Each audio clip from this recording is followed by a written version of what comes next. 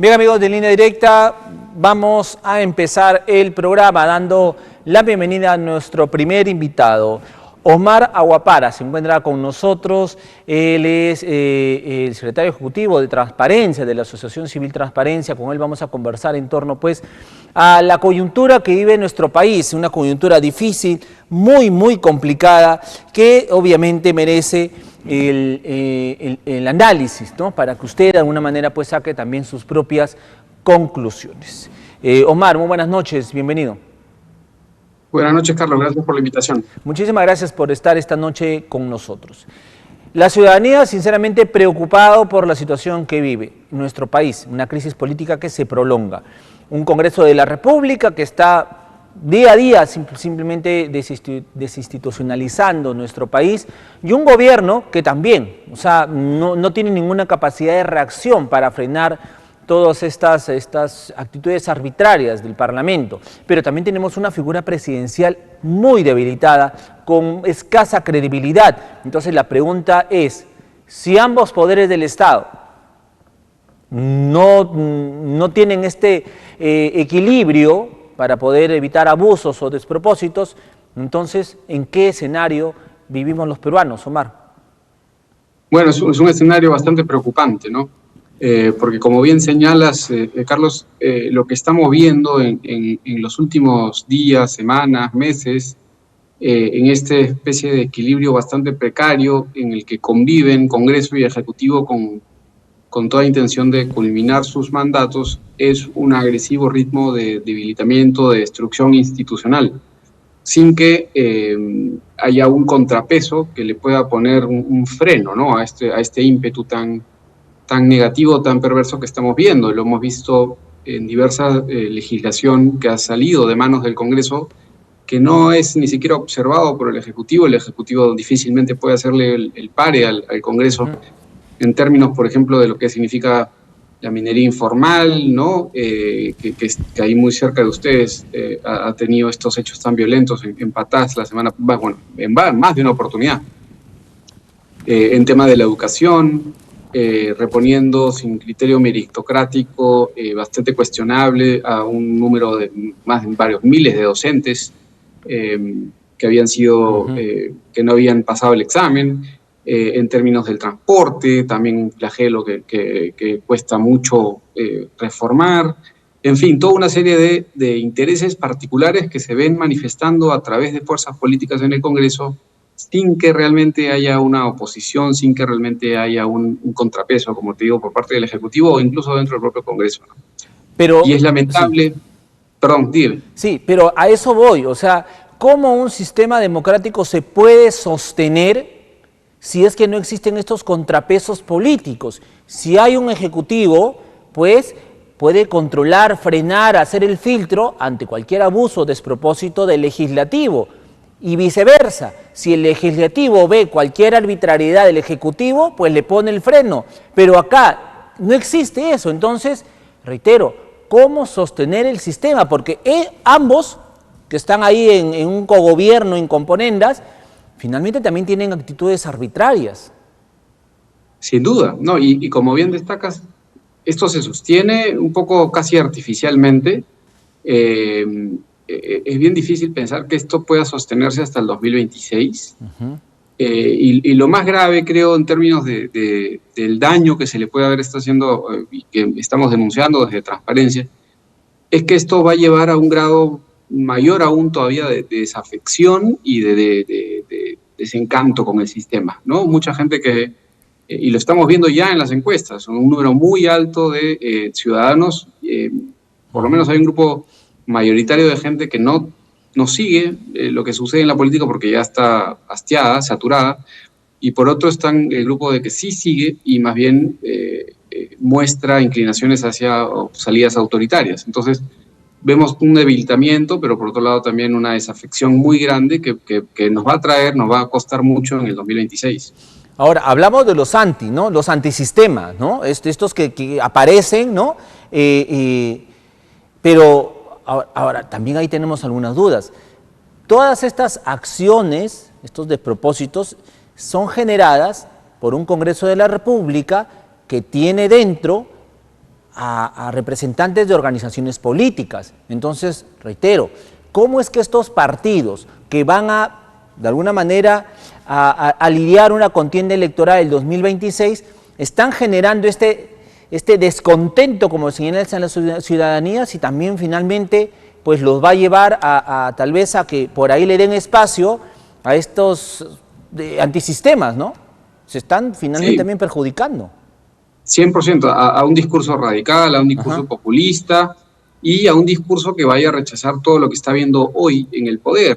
Y eso, lamentablemente, es una mirada muy estrecha, muy miope de las fuerzas políticas que están hoy en el Congreso, porque no están pensando realmente más allá del 2026, no piensan que puedan de repente tener cierto éxito electoral más allá del 2026, a pesar de que hemos visto que, bueno, se ha propuesto el retorno de la reelección y de la bicameralidad, ¿no? Reformas que podrían apuntar a darle un horizonte más amplio plazo a la clase política. Lamentablemente, la sensación que queda es que están preocupados simplemente por ver cómo mantener sus cuotas de poder hoy o mañana, pero no más allá de este año, ¿no? En una mirada mucho más amplia que permita construir algún programa, algún proyecto, y lo que ves más bien es destrucción, ¿no? Lo que se ve más bien es reformar o contrarreformar lo poco que se ha avanzado, sin de repente la construcción de una alternativa viable a 5 a 10 años, ¿no? No hay nadie, ninguna fuerza política hoy que te esté vendiendo un proyecto político a 5, 10, 15, 20 años, no hay una visión de país.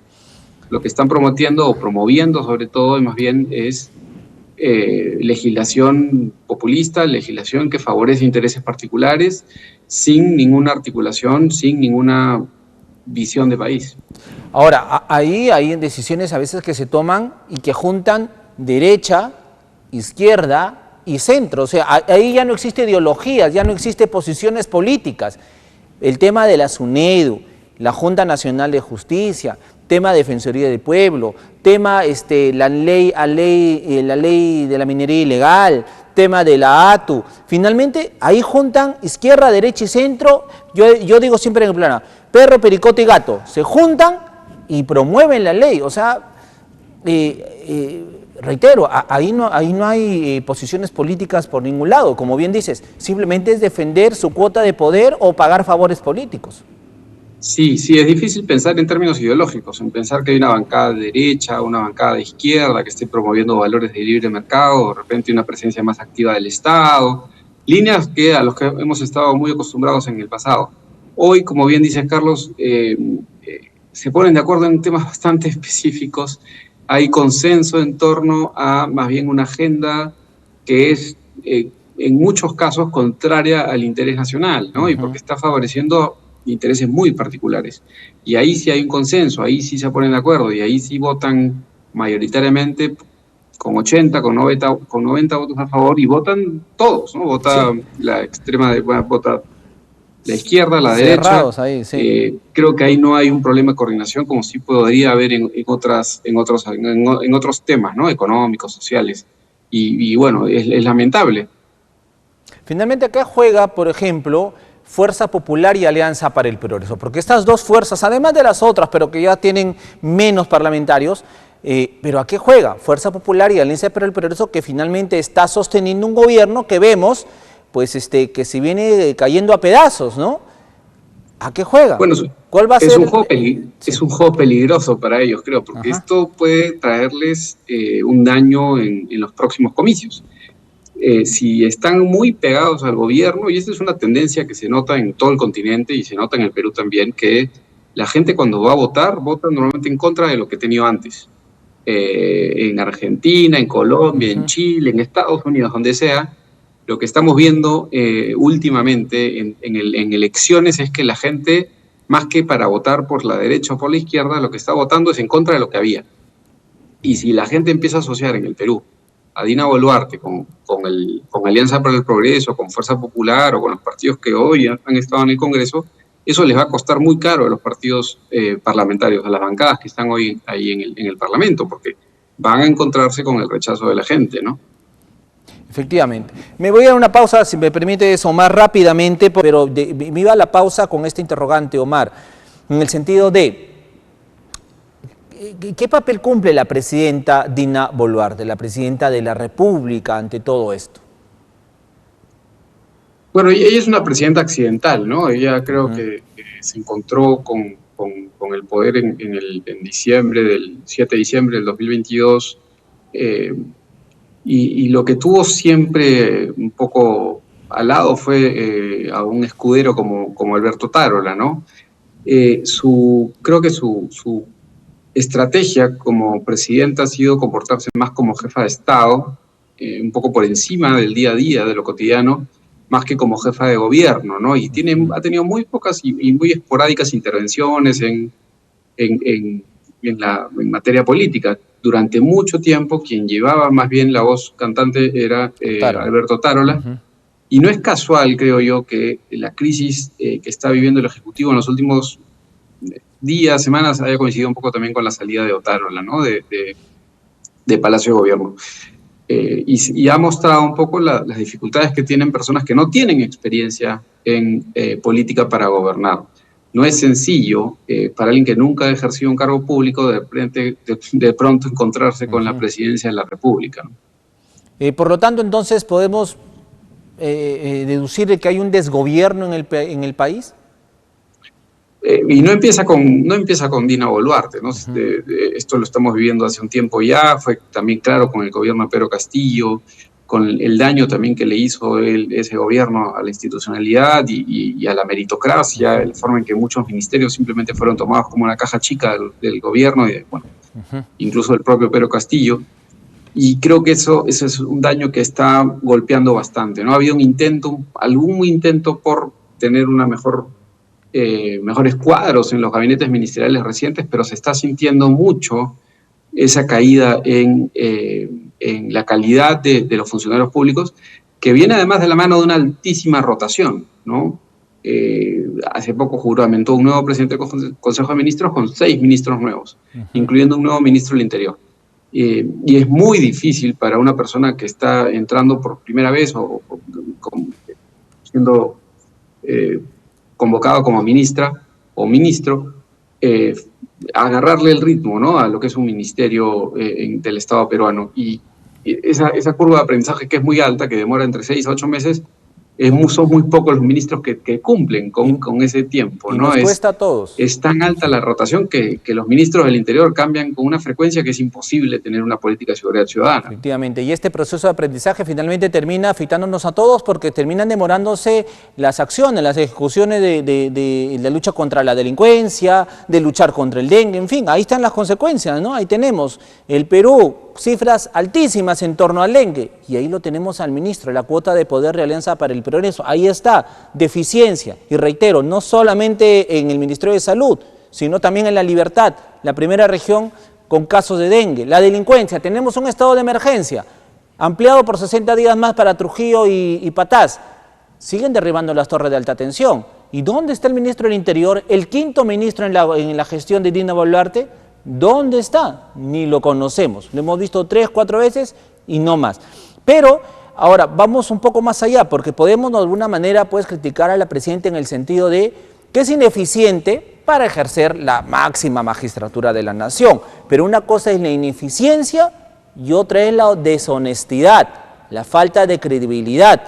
Y Dina Boluarte ha caído en eso, lo cual empeora también su situación, Omar. Sin duda, sin duda. Este escándalo que hemos visto con el tema de los relojes, creo que a una presidenta que ya era impopular le añade además una dosis de, como tú dices, de cuestionamiento a su honestidad, porque no ha sabido, no ha podido, se ha demorado mucho en poder dar una respuesta clara ante lo que creo que ellos presumieron que era una noticia que se iba a desinflar rápidamente. Pero este tema de los relojes ha tocado una fibra que es un poco sensible en parte de la ciudadanía, en los medios de comunicación, y se ha ido de las manos, se ha escapado del control del Ejecutivo y le está costando bastante, porque ya esto que parecía inició como una denuncia periodística, como medios como La Encerrona, ¿no? que habían hecho el listado de relojes, ha escalado ya hacia una investigación judicial y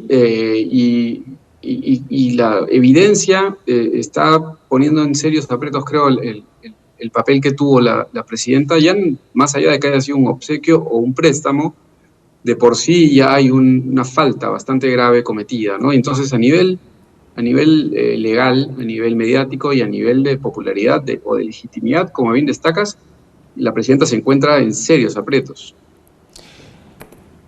Palabras básicas, legitimidad y legalidad. Cuidado con ello. Omar, última interrogante y tal vez voy a regresar a tu primera expresión, a tu primer comentario. Tú dices, lo ves el panorama muy difícil, dijiste, muy difícil para poder sostenerse hasta el 2026. Para muchos, y coincido contigo también, de plano, en esta posición. ¿Por qué?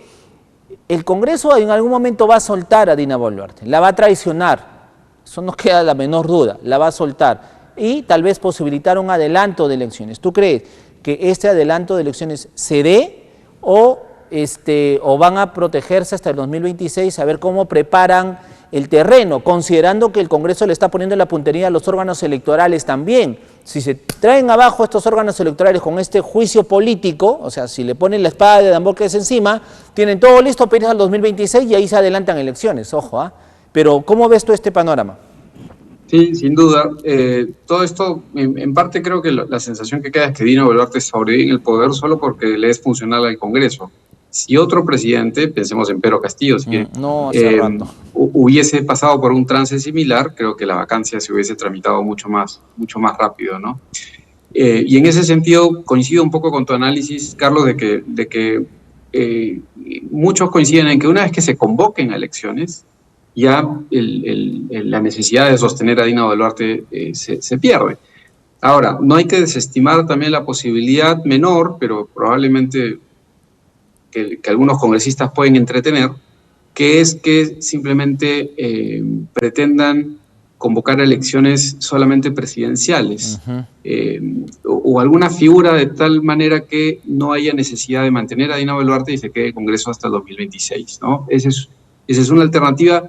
Por ahora, la salida más probable parece ser la de sostener a Dina Boluarte hasta julio del 2025, que es el momento en que se convocan a elecciones generales, y una vez convocadas las elecciones generales y ya sin la posibilidad de disolver el Congreso, ya tener un gobierno directamente controlado por el Congreso, ¿no? Sin la mediación de Dina Boluarte. Pero elecciones generales, ojo, ¿eh? Eso sí, se van todos, no hay forma de que solo se vaya la presidenta y este Congreso se quede. No, creo que serían generales. Omar, te agradezco muchísimo por estar esta noche con nosotros y conocer la posición a través tuya, pues, de Transparencia, una institución importante en nuestro país y que obviamente también está midiendo, pues, el panorama político en defensa del sistema democrático. Eso es importantísimo, que no hay que perder de vista y que muchas de estas acciones que se dan comienzan a debilitarlo.